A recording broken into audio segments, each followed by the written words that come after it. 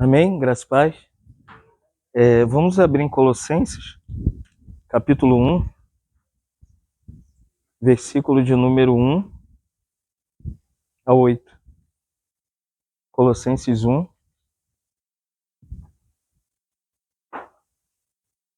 versículo 1 a 8. Acharam aí? Colossenses 1, versículo 1 a 8. Diz assim a palavra do Senhor. Paulo, apóstolo de Cristo Jesus, por vontade de Deus, e o irmão Timóteo, aos santos e fiéis irmãos em Cristo, que se encontram em Colossos, graça e paz a vós outros da parte de Deus nosso Pai. Damos sempre graças a Deus Pai de nosso Senhor Jesus Cristo quando oramos por vocês, desde que ouvimos falar da vossa fé em Cristo Jesus e do amor que tendes para com todos os santos, por causa da esperança que vos está preservada nos céus, da qual antes ouvis pela palavra da verdade do Evangelho, que chegou até nós, como também em todo o mundo está produzindo fruto e crescendo, tal acontece entre vocês, desde o dia em que vocês ouviram e entenderam a graça de Deus na verdade, segundo fostes instruídos por Epáfras, nosso amado conservo, e quanto a vós outros, fiel ministro de Cristo, o qual também nos relatou do vosso amor no Espírito Santo. Obrigado, Senhor, por essa manhã, pela comunhão da igreja, Senhor, pelos santos que aqui estão. Já agradecemos também por aqueles que estão chegando. O Senhor realmente nos lidere nesse tempo que estaremos juntos aqui, nos conduza diante da Tua verdade e da Tua palavra. Que nós pedimos agora, ó Pai, agradecidos em nome do Teu Filho. Amém. O tema do nosso retiro, mais especificamente, nós vamos estar tratando da suficiência de Jesus Cristo baseada na Epístola aos Colossenses. E a primeira mensagem, hoje eu vou tratar sobre a fé, o amor e a esperança, que a gente poderia dizer, né, que é o tripé da salvação. Eu vou tratar sobre a fé relacionada ao novo nascimento, ou à regeneração, depois ao amor, que está baseado na santificação, e, por fim, a esperança, que é a glorificação ou a volta de Jesus Cristo. O Léo, mais tarde, vai estar trabalhando sobre o crescimento espiritual, que é a segunda mensagem, dando um norte àqueles que creram, que são filhos de Deus, que têm a fé, que têm o amor, que têm a esperança. Precisa crescer, né? Ninguém que é salvo para ficar infantil na caminhada cristã. A terceira mensagem, que também é do Léo, graças a Deus pelo Léo. O Léo é esse aqui de Angra, botafoguense. A terceira mensagem, o Léo vai compartilhar também sobre a história da redenção, né? Aplicando tudo isso para aqueles que são salvos pela fé, no amor, na esperança, que estão crescendo. Esses são os que contemplaram a obra de Cristo na cruz. Esses viram o Salvador, né? Cristo crucificado. A quarta mensagem é minha, graças a Deus, né? A penúltima mensagem eu vou estar tratando sobre a nossa união com Jesus Cristo, baseado naquilo que Cristo fez na cruz. Tudo que Cristo fez é a nossa experiência. Ele morreu, nós morremos. Ele foi sepultado, nós fomos sepultados. Ele ressuscitou, nós ressuscitamos com ele. Ele ascendeu aos céus, nós ascendemos com ele. E por fim, Léo termina o nosso retiro no domingo compartilhando uma mensagem para a família. Que os irmãos lá de Angra, da igreja lá, têm um ministério muito voltado para a família. Tem vários encontros para casais, famílias, jovens. Mas hoje nós vamos entrar aqui no encargo de Paulo, eu queria mostrar para os irmãos uma visão panorâmica da carta. O capítulo 1, Paulo trata desses três aspectos da salvação que eu vou tratar hoje, né? O capítulo 2, Paulo trata justamente dessa vida de guerra espiritual. Ele tem um coração de entender que a vida cristã é uma vida que você senta no sofá e fica muito cômodo, tranquilo. Não sei se você percebeu, para chegar aqui, quem está chegando, quantas guerras durante a semana, quantas batalhas a gente travando, quantas situações, quantos irmãos ficaram na metade do caminho diante das batalhas e as guerras espirituais. Então agora aqui você não está vendo, parece que tudo é verde, né? Olha lá, não parece que é verde? O céu azul não é. Se Deus abrir sua visão espiritual, você cai agora descosta. Aqui está acontecendo uma batalha, irmãos. Está acontecendo uma guerra espiritual no universo agora, para que essa reunião não aconteça, para que você não entenda a palavra, para que seu coração não seja habitado pelo entendimento das Escrituras. É isso que o capítulo 2 trata. O capítulo 3, Paulo trata da nossa vida de união com Cristo. Tudo que Cristo fez é o que nós experimentamos. O capítulo 4, Paulo vai tratar um pouco sobre a experiência da vida de oração. Então esse é um resumo da carta aos Colossenses, que o tema dela central, como se define Colossenses, a suficiência de Jesus Cristo. Cristo é suficiente para tudo, amém? Tudo que você precisa está em quem? Em Jesus Cristo.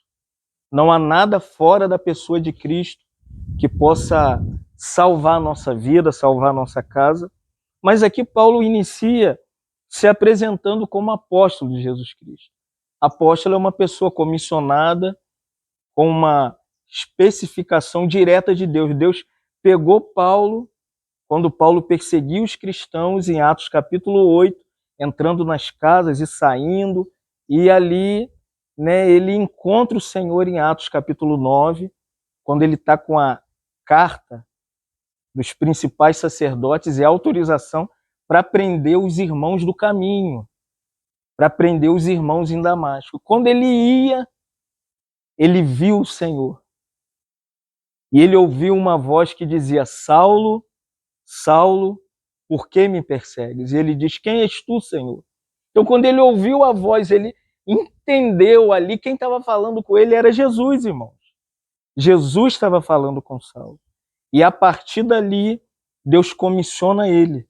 Você vai ter que levar o meu nome para todas as nações e você vai ter que sofrer pelo meu nome. Então o apostolado de Paulo não vem da igreja, amém? Não é a igreja que enviou Paulo. Não foi uma junta ministerial, um grupo que estava numa sala e decidiu que Paulo seria apostelo no grego, ele seria enviado. Não, irmão. Quem enviou Saulo de Tarso foi o Senhor, amém? Às vezes a igreja se confunde, pensando que ela tem autorização para fazer algumas coisas que só o Espírito Santo pode fazer. O apostolado de Paulo mostra para a gente que às vezes a igreja está errada e o Senhor está certo. Então sempre, quando a gente olhar Paulo, apóstolo de Cristo Jesus, ele diz assim: é pela vontade de Deus, amém? Não é vontade do homem, não é a escolha do homem, não é o querer do homem. Quem enviou Paulo foi Deus, amém, irmão? Por isso tem muitas pessoas que não entendem, quando você é enviado, fica questionando, mas por quê? Quem que te mandou? Por que que você chegou lá? Uma vez um irmão falou para mim assim: irmão Fábio, quem que te enviou? Eu olhei para trás e falei: quem é sua cobertura? Eu falei: não sei, é o Senhor. Ele falou: é o Senhor? Eu falei: é o Senhor, irmão. Só o Senhor envia, irmãos. E Paulo diz: é pela vontade de Deus. É pela vontade de Deus. Como a gente precisa entender que o Senhor chama os seus servos debaixo da sua vontade. Se a gente entendesse isso, muitas coisas entre nós seria resolvido, irmãos. A gente teria o caráter de dizer assim: olha, foi o Senhor que te levantou, irmão. Foi o Senhor que te enviou. O irmão uma vez me perguntou: Fábio, quem é que pode ser enviado pelo Senhor? É todo aquele que foi salvo, irmãos. Quem foi salvo é Mateus 28, 18 a 20. Ide pelo mundo, pregai o evangelho, batizando em nome do Pai, do Filho e do Espírito Santo, a toda criatura, ensinando-os a guardar todas as coisas que eu vos tenho dito. Jesus, a promessa do Senhor é essa: eis que estou convosco todos os dias, até o fim dessa era, irmãos. Paulo é apóstolo pela vontade de Deus. Amém, irmãos? Você sente que o Senhor te chamou? Que no seu coração o Senhor confirma? O Senhor que te envia, o Senhor que te confirma, é o Senhor que te dá respaldo, irmão. É isso aqui que Paulo está dizendo. Só que ele não está sozinho, amém? A beleza disso é que quando o Senhor nos envia, ele nos envia com alguém. Eu tenho Osmar, eu tenho Léo, eu tenho Marlon, eu tenho Robson, eu tenho Rodrigo, eu tenho 10 irmãos. O Senhor nos envia com os Timóteos, amém?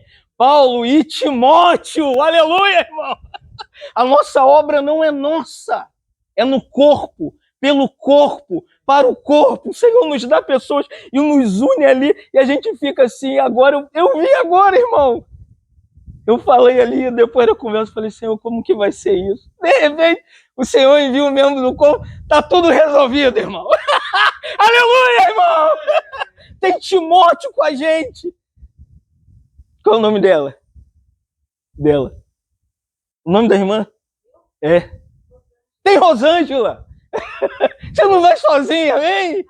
Irmão, a gente não está sozinho, irmão.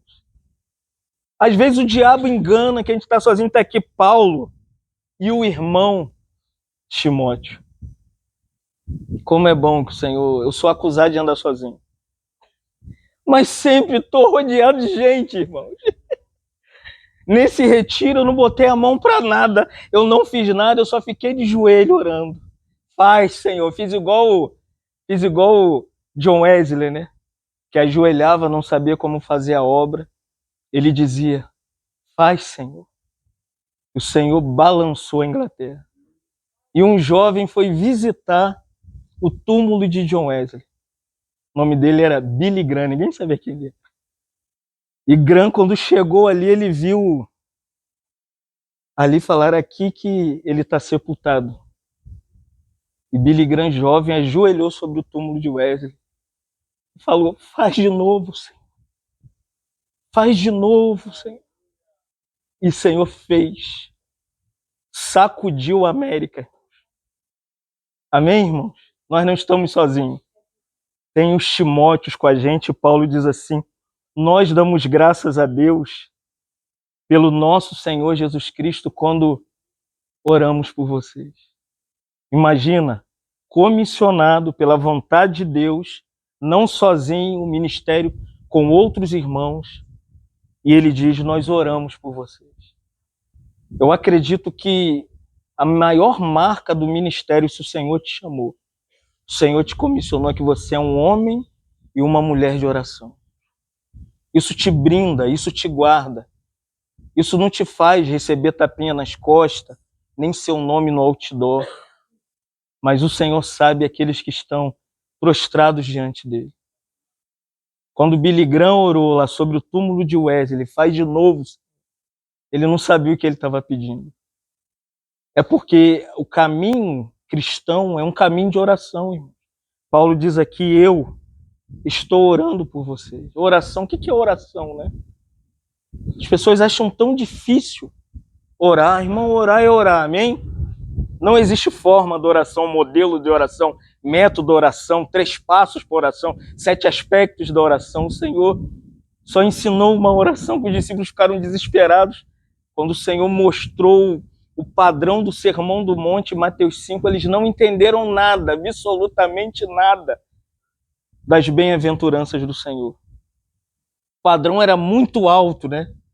E os discípulos, depois do Sermão do Monte, vem Mateus 6. Eles chegaram para o Senhor e perguntaram, Senhor, nos ensina a orar. Amém, irmãos? Quando você não souber o que fazer, dobra o seu joelho e fala para o Senhor, Senhor, me ensina, Senhor. Me ensina a orar, me dá sua direção, me dá o seu encargo, para onde o Senhor quer que a gente vá. Nos conduza. E o Senhor falou, olha, vocês têm que orar assim. Amém? Que lindo, né, irmãos? O Senhor nos ensinou o que é oração. Paulo está orando pelos colossos porque ele aprendeu que o Senhor orou com os discípulos dele. Nós somos discípulos do Senhor. E a oração do Senhor foi: Pai nosso que estás no céu. Amém? O primeiro ponto da oração. Ponto 1. Deus é o seu Pai e é o meu Pai. Amém, irmãos? Nós temos alguém perto da gente. Você chamar de paternidade divina. A oração começa com um conhecimento de proximidade de quem é Deus. Deus não é um ser distante no céu, que está lá sentado num alto e sublime trono, tão somente, rodeado de anjos, querubins e serafins. Não, ele é o seu Pai. Ele é o nosso paizão. A gente tem que orar entrando na presença dele, entendendo que temos caminho livre. Está aberto, entre, amém, irmãos? Olha a oportunidade que eu tive quando Darcio saiu para caminhar ou correr, quando eu vi a fresta da luz do dia, a esposa dele saiu, eu peguei a mesinha com minha Bíblia, meu caderno, meu devocional e fiquei ali, obrigado, Senhor. Obrigado por esse dia lindo, e o sol nascendo, e os passarinhos. Esse é o melhor lugar para você ter comunhão e acesso direto ao Pai. Você quer entrar na presença de Deus? Isso aqui é o melhor lugar, irmão. Não tem carro passando, moto, gritaria. Mas todo lugar é lugar de oração. E vós orareis assim: Pai nosso que estás no céu, santificado seja o seu nome. Segunda coisa, separa o nome do Senhor de todos os outros nomes comuns, mundanos, nome de homem, nome de igreja, que você quiser se referir. É Filipenses 2. Lhe foi dado um nome que está acima de todo nome. O nome de Deus é um nome sobre todo nome. E é o nome pelo qual nós nos prostramos em oração e declaramos: seja feita a sua vontade, assim na terra como no céu. Nós entronizamos a vontade de Deus. Paulo é apóstolo segundo a vontade de Deus. E na oração, acredito que Paulo entendeu que a vocação principal dos crentes é estar de joelho. Eu acho que a primeira coisa, se você é chamado para servir ao Senhor, está de joelho. Se você é chamado para ser pai, está de joelho. Chamado para ser avô, para ser avó, é estar de joelho. Se você é um adolescente, você é chamado para estar de joelho. Se você é comissionado para a obra do Senhor, você é chamado para estar de joelho. A oração, amém, prepara o terreno. A oração prepara tudo, irmãos. Não tem como ser cristão sem orar. Eu acho que essa é uma grande dificuldade nossa, né? A gente acorda de manhã com a vassoura na mão, vai correndo para a cozinha para fazer café, e a gente esquece que o Criador do universo, que te regenerou, está te esperando logo ao amanhecer. Vou contar uma experiência para você, que há 15 anos atrás eu contei em Angra, no início da igreja ali. Os puritanos oravam muito, né? E numa dessas, uma jovem puritana, ela chegou esbaforida na casa do seu senhor, e os puritanos tinham uma vida muito regrada de oração. E quando ela chegou, ela estava fazendo seus afazeres e o senhor dela virou para ela e falou: você chegou, você não orou. Porque o padrão que a gente tem de oração é que a gente tem que ficar dentro daquela casa de joelho, não é isso?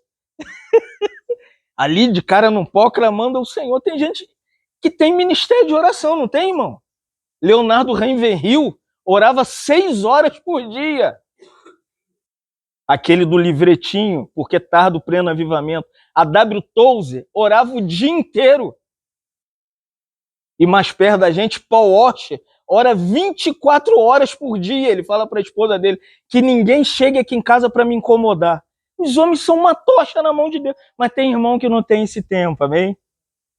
E a jovem puritana foi indagada pelo seu senhor: por que você não orou? Ela falou: meu senhor, quando eu acordei, quando eu peguei a escova de dente, eu estava escovando o dente, eu falei: Senhor, me limpa como essa escova está limpando meus dentes. Quando eu joguei a água no rosto, eu falei: Senhor, me purifica, me banha com a água do seu Espírito. E eu fui tomar banho, eu me molhei e falei, Senhor, me água, me inunda da sua presença. E o senhor puritano ficou olhando, e quando eu liguei o fogo aqui, eu falei, me queima, Espírito. O senhor caiu de joelho e falou, perdão, irmã. Quem te acha, irmão? Orar é ali, ó, cortando alface, amém? Orar é acendendo fogo, orar é dirigindo. Orar é fazendo café, é fazendo comida. Ore, por isso Paulo diz, orando todo o tempo no Espírito. Não existe. A gente eu pessoalmente, eu não tenho um ministério de oração de Leonardo Ravenhill, nem de A.W. Tozer, nem mesmo de Walsh. Mas tenho a porção que o Senhor me deu. E a minha oração, você quer entender como eu oro? Minha vida devocional é orar por cada irmão que eu lembro o nome.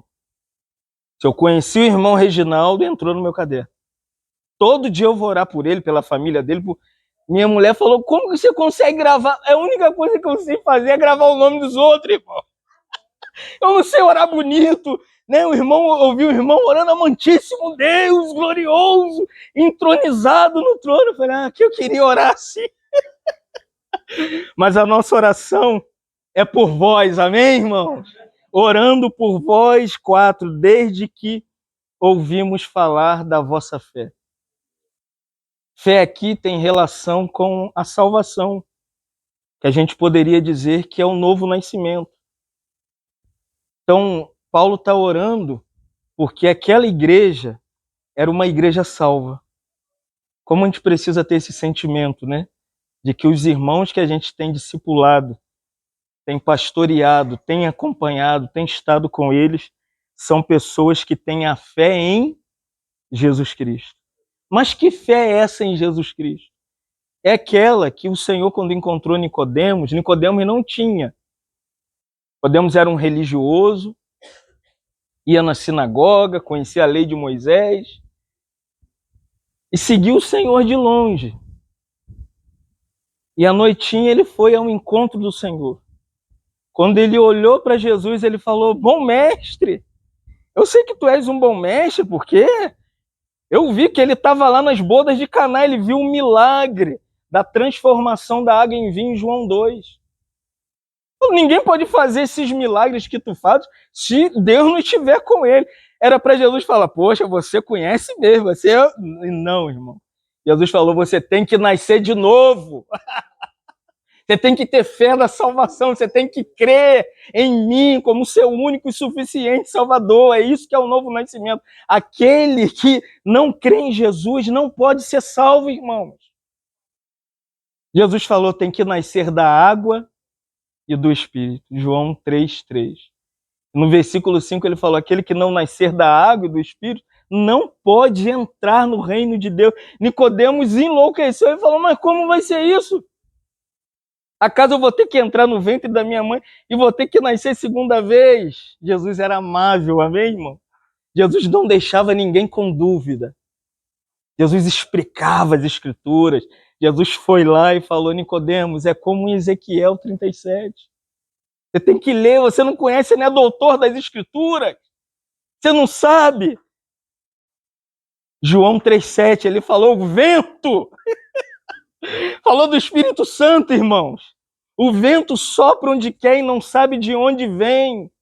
Assim é todo aquele que é nascido do Espírito de Deus, irmão. O novo nascimento é uma ação soberana de Deus que envia o seu Espírito ao coração dependente, carente, necessitado, e ele entra na vida daquela pessoa e transforma aquela pessoa. Isso é o que Paulo está falando da fé em Cristo Jesus.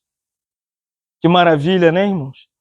A gente encontrar uma igreja como a igreja de Colossos, que eles têm a experiência da fé. Só que a fé não é só a fé que te salva. A fé tem que ser praticada. Não é isso? Vocês acreditam que a fé tem que ser prática? Não adianta você ouvir um monte de coisa, daqui a pouquinho vocês estão de bagunça, de chocarrice, brigando um com o outro. Que fé é essa? Que fé é essa?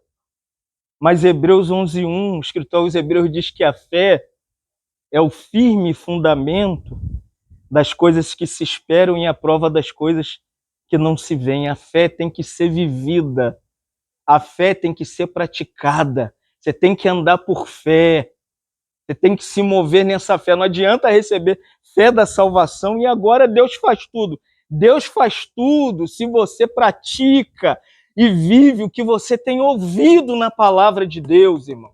Não é isso que Romanos 10:17 diz? A fé vem pelo ouvir e ouvir a palavra de Deus. O que adianta ouvir a palavra de Deus se você não vive? Que fé é essa? Tiago diz, né? Você crê que Deus é um? Fizeste bem, porque os demônios... Quer saber quem é crente? Você sabe? Levanta a mão, sabe quem é crente aí? Tiago diz, os demônios são crentes. Eles estão tudo aqui falando, eu sei. Eles são crentes, irmãos. Então, irmãos, a fé tem que ser vivida, amém? Se você é regenerado, é isso que eu vou falar. O segundo passo é do amor. O amor. Que amor é esse? Paulo diz, é o amor que vocês têm para toda a igreja. Não adianta ser regenerado se no processo da prática, da santificação, você não tem crescimento. Você não sai do primeiro estágio. 1 Pedro 2:2, Pedro diz assim, desejando ardentemente o genuíno leite da palavra, para que por ele vos seja dado crescimento para a salvação. Isso é amor. O que é o amor? O amor hoje é muito relativo, né? Renato Russo cantou sobre o amor, os pagodeiros falam de amor, a igreja fala de amor, mas o que Paulo está falando de amor? O que é o amor? 1 Coríntios 13. Ainda que eu entregasse o meu corpo para ser queimado, se eu não tiver amor, Paulo diz assim, eu sou como um sino que só faz barulho. Tem muitos irmãos que só faz barulho, já viu? Ele está em tudo, ele é o mistério, o poder. Quando é para amar, ele não ama ninguém. O irmão tropeçou, ele joga no inferno. O irmão errou, ele critica o irmão. Irmãos, Paulo personifica o amor. O amor é uma pessoa, amém? Paulo diz, o amor tudo sofre. O amor tudo crê. O amor tudo espera. E Paulo termina dizendo assim, o amor jamais acaba, amém? O que é o amor em 1 Coríntios 13? É o amor ágape, porque o seu acaba. São 3 expressões no grego para amor. A que Paulo usa em 1 Coríntios 13 é o ágape, é o amor incondicional de Deus, que Deus tem, é aquele de João 3,16, é aquele amor. Deus amou, agapeou no grego. Deus amou o mundo de tal maneira que deu o seu filho. É um amor incondicional. E o seu? O seu amor são 2 que o crente tem. Crente casado tem um amor eros. Né, eros? É o amor de casal. Que só casado pode ter esse tipo de amor. Não vou falar aqui que é proibido para menor de 18 anos, amém? Mas o segundo amor que nós temos é o amor fileu, que é o amor de irmão. É aquele que compreende aquilo que você nunca viu o Derek, aí de repente você chega aqui e você descobre, você é o Derek? Aí você nunca viu, nunca andou, nunca falou, nós vimos essa experiência aqui, o Robinho chegando, as pessoas nunca tinham visto o Robinho, o Joseraldo, a irmã falou, você na foto parecia uma pessoa, aqui você é outra. Porque na foto a gente fica mais bonito, né? As minhas só daqui pra cima. Que no tempo a gente vai engordando, né? Mas o amor fileu nos une, amém? É o amor do Salmo 133. Oh, quão bom e agradável é que os irmãos vivam em união. É o amor que une, é o amor que aconchega, é o amor que atrai, é o amor que te aproxima, é o amor que abraça, é o amor que conforta, que suporta. É o amor que se entrega pelo outro. Mas o amor aqui de Colossenses 1:4 é o amor de Deus manifestado nos nossos corações. Então, primeiro, somos regenerados, a fé que recebemos. Segundo, manifestamos isso numa vida de santificação, não só na sua vida, mas no outro. Você santifica o outro. João 17, o Senhor disse, por causa deles eu me santifico. Não é que a gente não quer fazer, que a gente não quer agir, é que nós temos um testemunho, né, Osmar? Tem pessoas nos vendo. Se lembra de Hebreus 12? Somos rodeados de uma tão grande nuvem de testemunha, irmãos. Os anjos benignos e os anjos caídos, a igreja e o mundo está de olho em você. Por isso você tem que se santificar para o outro. Isso é o amor. Quer ver se você... Por isso que Jesus pega os 10 mandamentos e lindamente ele resume em 2. Qual é? Amarás o teu próximo... Não, amarás a Deus sobre todas as coisas. Entendeu? Qual é o centro do seu amor? Não é sua mulher, não é sua casa, não é o seu carro, não é sua conta salário, não é a obra que Deus vai te enviar. Irmão, John Piper diz que o centro do nosso amor é a pessoa de Deus.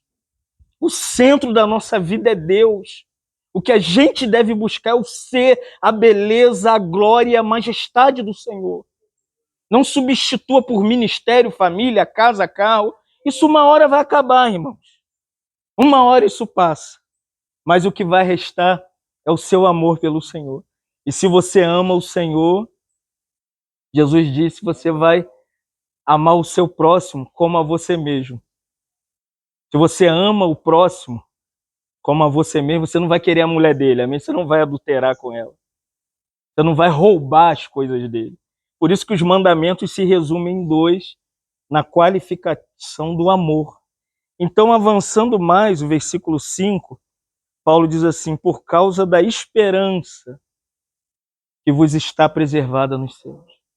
Eu acredito que essa é a maior dificuldade dos crentes hoje. Se for fazer um censo, aonde você mora, em Itaboraí, Angra dos Reis, Niterói, Cidade de Deus, Rio de Janeiro, Maricá, irmãos, você perguntar para os crentes, qual é a sua esperança? Eu falo, eu quero uma casa nova. Eu quero um carro novo. Eu quero uma família, né, abençoada. E, na verdade, essa não é a esperança da qual Paulo está falando. Você saberia responder qual é essa esperança? Qual é a esperança? É a volta de Jesus Cristo. Deixa eu te perguntar, você tem esperado Jesus voltar? Como tem sido seu coração, irmãos? Você tem desejado a volta de Jesus Cristo? Você tem dito no seu interior, Maranata, ora, vem Senhor Jesus, ou você tem esperança nessa terra? Paulo disse, se nós esperarmos somente nesta vida, aos Coríntios, ele falando, nós somos os mais miseráveis dos homens. Irmão, quer ser um homem miserável? Espera nas coisas dessa vida, no carro, na casa, na família, no seu dinheiro, nos seus bens. O nosso investimento tem que ser no reino, amém, irmão? Se Deus te deu dinheiro, invista no reino. O irmão uma vez falou para mim, e se eu quiser ter carro? Vai trabalhar. Quiser casa de praia? Vai trabalhar. E se eu quiser 30 calças da Fórum? Vai trabalhar que Deus dá, amém, irmão? Mas tem gente querendo prosperidade, não acorda de manhã, não lava o rosto, não escova o dente e dorme até 3 horas da tarde. Como? A esperança que nós temos é a volta de Jesus Cristo. A esperança da igreja não são posses terrenas. Não, irmão, se você quer casa, faz concurso, passa para a Marinha, segue carreira, né? Ou se não, faz igual o Derek, renuncia tudo e vai viver pela fé. e segue um louco que prega evangelho e vai viver do evangelho, amém? Irmão, é o seu coração que está em jogo, irmãos. E Jesus, quando fala do advento, em João 14, ele mira o coração, que é o seu coração que está em jogo. O que você não quer que Jesus volte? Em Cabo Frio, a irmã Fátima que está vindo, nós estávamos lá na reunião em Unamar, cheio de irmãos. Aí eu falei da volta, Parolzinho, arrebatamento, o tribunal de Cristo, o reino, e a novo céu e a nova terra. A irmã no final falou, não fala isso não, Jesus não pode voltar. Eu falei, meu Deus, a esperança é a volta, irmão. Eu não aguento mais viver nisso aqui, irmão. Você aguenta? Você acha normal viver nisso aqui? Você acha normal o complexo do alemão, a penha, a violência que esse mundo... E Jesus falou, na esperança do advento, ele falou, João 14:1, não turbe o vosso coração. Jesus disse assim, credes em Deus. Para esperar Jesus voltar, tem que crer em Deus, amém, irmãos? Credes em Deus, crede também em mim. Tem que crer em Jesus, no Pai, e ter o coração em paz. Amém, irmãos? O que te tira do centro dessa esperança que vos está preservada nos céus? É o seu coração. Um irmão, uma vez num congresso, ele falou assim, nosso coração é como um papel pega-mosca. O meu e o seu, assim, já viu? Vai grudando, já viu o papel pega-mosca? Você gruda, irmão. Às vezes a gente chegamos aqui com o coração lá na nossa casa, no nosso filho, nos nossos bens. Amém, irmãos? Volte seu coração para o Senhor, amém? Aproveite esses dias, tenha comunhão, abra seu coração, se relacione, entendeu? É o seu coração que está em jogo. O problema da igreja não é que ela não é igreja, não são os templos, não é nada disso, não são pastores. É que nós estamos numa era pós-cristã, que o coração está invadido pela teologia da prosperidade, teologia da missão integral, essas falsas teologias, irmão. Tem tirado os crentes da esperança que lhe é proposta na palavra de Deus. Coé, não turbe o vosso coração. Credes em Deus, crede também em mim. Olha a promessa de Jesus, a esperança beática. Jesus disse assim, porque na casa do meu pai, o que há? Há muitas moradas. Aleluia. Se não fosse assim, eu não vou, teria dito. Jesus falou, se não fosse verdade, eu não falaria disso. Eu vou preparar lugar, amém? E ele foi preparar, amém? Quando que ele foi preparar o lugar para casa? Para a gente entrar na casa? Na cruz, amém? Quando ele se encarna, ele morre, ele é sepultado, ele ressuscita ao terceiro dia, ele ascende ao céu, derrama o Espírito no Pentecoste, gerou a igreja, passou 2000 anos de história da igreja, o último apóstolo vivo, na ilha de Patmos, dentro do segundo Flávio José, dentro de um galão de óleo com água. O apóstolo João é jogado lá. E quando ele cai lá, o que ele vê, irmãos? Então eu vi. Vamos ver? Apocalipse, abre aí. Vamos ver o lugar que é a nossa esperança beática, nossa esperança futura. Apocalipse 21, amém? Qual é a sua esperança? Essa aqui.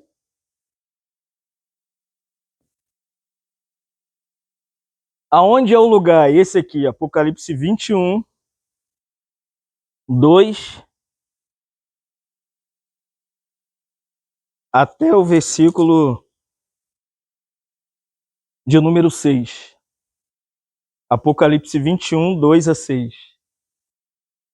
Mistura isso aqui com João 14. Na casa do meu pai há muitas moradas, se não fosse isso eu não teria dito. Vou preparar lugar. João já viu o lugar. Tem um lugar ou não tem um lugar? Tem um lugar. Amém, irmão? Existe a morada. Existe a habitação. Deus está lá, amém? Olha como João diz, ele diz assim, vi também, amém? Vamos ler todo mundo junto? Vi também a cidade santa, a nova Jerusalém, que descia do céu, da parte de Deus, ataviada como noiva, adornada para o seu esposo. Então ouvi grande voz vinda do trono, dizendo, olha a cidade, o que é a cidade? A cidade é um grande templo que vai cobrir o universo. João chama de tabernáculo, do grego é esquenu. É forte essa palavra. Essa palavra tem um sentimento de habitação. A tradução grega seria eis a habitação de Deus. A W. Tozer diz no comentário dele de Apocalipse que essa palavra aqui tem um sentido que Deus vai habitar no homem, não é com o homem. Deus vai ser parte de tudo e todas as coisas no universo, amém? Deus habita o homem habita em Deus e o universo é essa completude de tudo que Deus é, tudo que Deus tem, tudo que Deus pensa, Jesus em tudo, Deus em tudo, Espírito em tudo. É essa habitação que Tozer diz, e ele diz, Deus habitará neles, e eles serão povos de Deus, e Deus estará neles, aleluia, e lhe enxugará dos olhos toda lágrima, e a morte não mais existirá. Já não haverá mais luto, pranto, dor, amém? Amém, irmão? Acabou a miséria, a malignidade, o que é terreno, o que se perde, acabou tudo. Aqui é outro estágio da plenitude de Deus em nós. E João diz, agora ninguém chora, ninguém tem mais dor na coluna, amém? Cheguei aqui, tadinha da Jaque, a Jaque falou, irmão Fábio, estou à base de remédio, que ela está passando por uma situação braba. Tadinha, carregou cadeira, fez tudo, irmãos. E quando ela falava, no meu coração vinha já aqui, lá não vai haver dor. Você tem noção do lugar que nós vamos? Acabou o câncer, amém, irmãos? Que doença maldita. Recebeu uma mensagem, fulano está com câncer, acabou, amém? João continua, ele diz assim, né? Porque as primeiras coisas passaram. Versículo 5, e aquele que está sentado no trono disse, aleluia, eis que faço nova. Acabou o que é velho, irmão. O que está na velha criação? Na velha criação está a lágrima, está a morte, está o luto, está o pranto, está a dor. Acabou na nova criação plenamente. E João diz assim, e acrescentou, aleluia, escreve, porque essas palavras são fiéis e verdadeiras. Versículo 6, disse-me ainda, tetelestai, amém? É a mesma palavra de João 19:30, quando Jesus, inclinado na cruz, perto de morrer, ele diz essa palavra, tudo está consumado. Vamos falar? Tudo está consumado, acabou tudo. Aqui é a mesma palavra de Cristo, ele diz assim, eu sou o alfa e o ômega, aleluia. Ele diz, eu sou o princípio e o fim, não tem mais nada além de mim. Universo novo é com tudo novo, vida nova. E ele diz, lindamente, o princípio e o fim. Eu, Jeová falando, o Filho e o Espírito Santo, a Trindade, a quem tem sede, darei de beber da água da fonte da vida. Essa é a nossa esperança. Que Léo explique o resto. Meu encargo é esse. Vamos avançar. Sinto que eu tenho que parar aqui. Nossa esperança é a fé da salvação, baseada na regeneração, o amor que cobre a santificação que em mim é realizada. Você quer entender, depois lê Filipenses 2,12. Isso é santificação. Desenvolvei a vossa salvação com temor e tremor, porque é Deus quem opera em nós o querer e o realizar, segundo a sua boa vontade. Santificação é uma vida que você se consagra ao Senhor. Romanos 12, Paulo rogo-vos, pois, pelas misericórdias de Deus, que apresenteis os vossos corpos. Isso é santificação. Você se apresenta ao Senhor, você vive para o Senhor, na presença do Senhor, se entrega ao Senhor, entrega a sua casa, sua família, sua vida, seus bens, tudo que você tem. Essa é a era de consagrar tudo ao Senhor, amém? Se consagra ao Senhor. Aproveita o tempo que você vai ter aqui, porque quando você sair dali, você vai ter que descer do Monte da Transfiguração, amém? Aqui é depois de Mateus 17. Tem que perdoar quem te ofende. Tem o gadareno endemoniado. Tem. Quando você sair desse sítio, começa os problemas. Ou já começa aqui. Se você não quer problema aqui, corta o Wi-Fi. Amém? Desliga. Fica tranquilo. Terceiro, é a nossa esperança da volta de Jesus, que é a esperança principal da igreja. Eu acredito que essa era é a era que a gente deve aguardar Jesus voltar. Jesus usou uma figura bela do Antigo Testamento naquelas suas mensagens escatológicas de Mateus 24 e 25. Ele usa a figura dos dias de Noé. Como que vai ser a volta do Filho do Homem? Você já se perguntou como que vai ser o cumprimento dessa esperança bendita do arrebatamento da igreja, o novo céu e a nova terra? Você já se perguntou como que vai ser isso? Simples, Jesus falou, vai ser como nos dias de Noé. Como que eram os dias de Noé? Você se lembra? Hã? Casavam, comiam, bebiam e davam-se em casamento. E Jesus diz até que Noé entrou na arca e Deus fechou a porta. Entendeu, irmãos? Vai ser muito parecido. Todo mundo no seu viver comum, levando o filho para a escola, pegando o filho na escola, dirigindo o carro, fazendo o almoço, a volta do Senhor. Vai ser, irmãos, como nos dias de Noé. Estava todo mundo vivendo. Amém, irmãos? Então viva para o Senhor, cozinha para o Senhor, ande com o Senhor, faça igual Enoque. Enoque andou com Deus até que Deus o termo lá no Antigo Testamento, até que Deus o transladou, até que Deus o tirou da terra, no hebraico. Deus arrebatou Enoque. Cadê Enoque? Enoque e Elias, né? São dois únicos irmãos que estão vivos. Amém? Eu sabia? Estamos aqui, por aqui, deve estar agora, irmão. Que culto belo! Em breve nós vamos estar com eles no arrebatamento da igreja. Eles estão vivos, irmão. No céu tem o Pai, o Filho, o Espírito Santo. Quem mais? Elias e Enoque.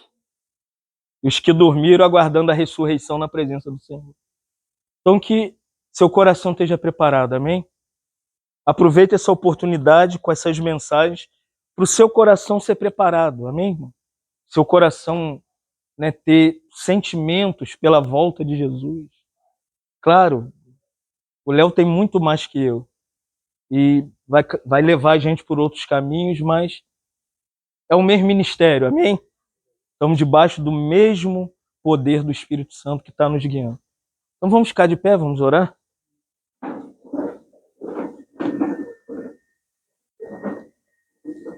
Senhor, nós te louvamos,